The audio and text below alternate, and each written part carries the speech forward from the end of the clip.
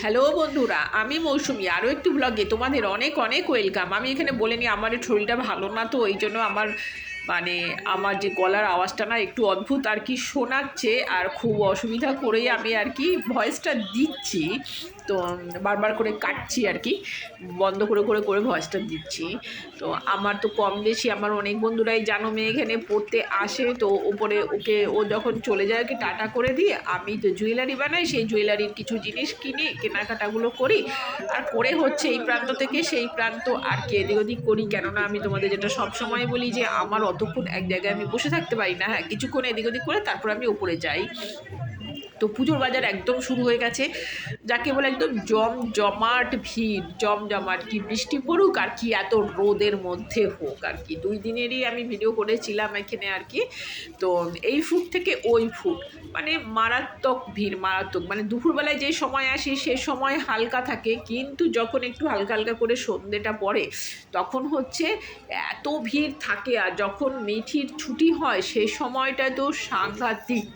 মানে এর ভেতর দিয়ে সত্যি আমি যখন যাই না এর ভেতর দিয়ে, তখন আমার নিজেরই প্রবলেম হয়, মনে হয় যে আমার মানে একদম মানে অসুবিধা হয় আর কি।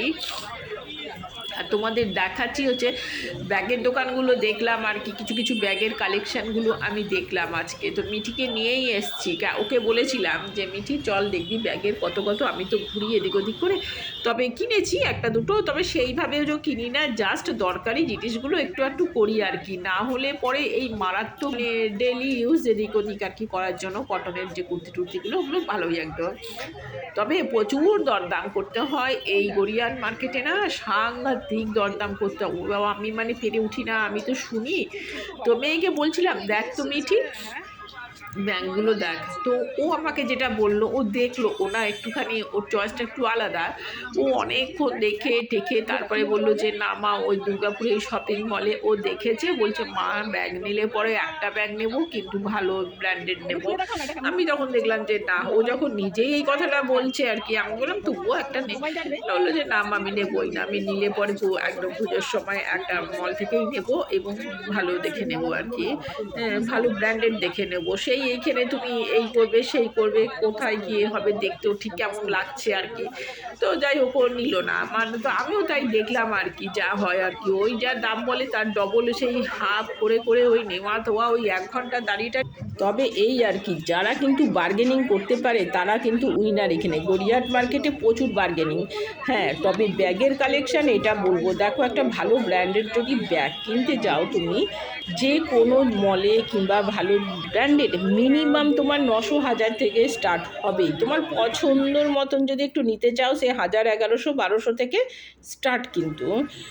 তো আমার মনে হয় যারা কর্মক্ষেত্রে প্রতিদিনই ডেলি বেরোচ্ছে তাদের জন্য সেই এতে কিন্তু দুটো ব্যাগ হয়েই যাবে আর কি।